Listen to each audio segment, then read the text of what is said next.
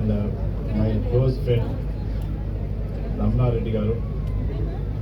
రమణారెడ్డి గారిది ఒక్కటే పదవుల మనకి యునానిమస్గా మన సభ నుంచి పద్మశ్రీ అవార్డుకు ప్రపోజల్ పెడదాం.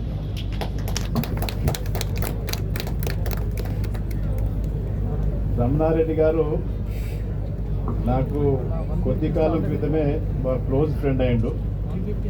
నిజానికి ఇన్ డెప్త్ పోతూ ఉంటే మా పాత మిత్రులందరూ నా మిత్రులు ఆయన మిత్రులు సేమ్ అవుతూ వచ్చిందనమాట. అట్లా రమణారెడ్డి గారి జీవితం స్టూడెంట్ లైఫ్ నుండి ఉద్యమాలతో ముడిపడి ఉన్నది. ఒక ఉద్యమకారుడు రవిగాంచని చోట కవిగాంచని అన్నట్టు కవిగాంచినటువంటి ఏదైతే రూపం ఉంటుందో ఆ రూపాన్ని ఇవ్వడమే శిల్పి చేసేటువంటి గొప్పతనం. ఆయన విద్యార్థి దశలో ఉద్యమాలు చేస్తూ యుక్త వయసు వచ్చిన తర్వాత ఇందాక చెప్పినట్టు జీవన పరిణామ క్రమంలో జర్మనీకి పోవడానికి సంబంధించి ఆ తర్వాత ఉద్యమ శిల్పి. ఉద్యమాలతో ముడిపడి జీవితం స్టార్ట్ అయింది. ఆయన దేన్ని ఆశించలేదు జీవితంలో. తను ఉద్యమాన్ని నమ్ముకున్నాడు విద్యార్థి దశలో. విదేశాలు పోయిన తర్వాత తన కళను నమ్ముకున్నాడు. మళ్ళీ స్వదేశం తిరిగి వచ్చిన తర్వాత ఉద్యమ కాలంలో తెలంగాణ ఉద్యమం ఉధృతంగా జరుగుతూ ఉన్నది.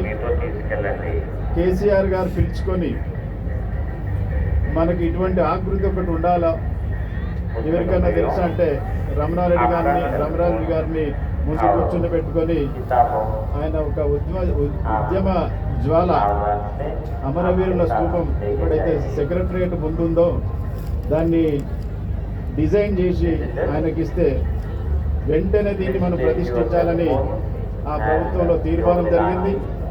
వారు దాన్ని కార్యరూపకం తీసుకున్నారు. ప్రపంచంలో ఎక్కడ లేని విధంగా ఒక స్టీల్ తోటి ఒక స్మారకాన్ని తయారు చేయడం మన దేశంలో ఇదే మొదటిది అనుకుంటాం.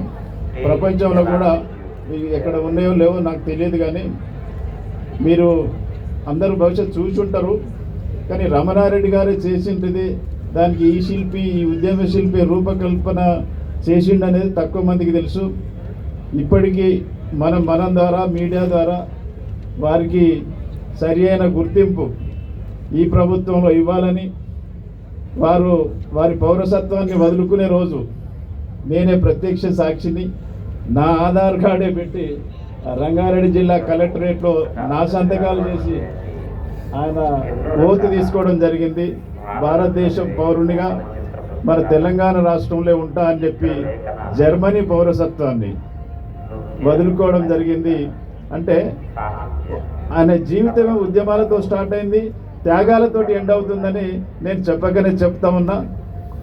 దీనికి మనందరి తరఫున వారిని ఏకగ్రీవంగా భారత ప్రభుత్వానికి పద్మశ్రీ అవార్డు కొరకు పంపుదామని ఈ ప్రభుత్వం తీర్మానం చేసి వారికి సముచితమైన గౌరవం ఇవ్వాలని నేను కోరుకుంటూ సెలవు తీసుకుంటున్నాను.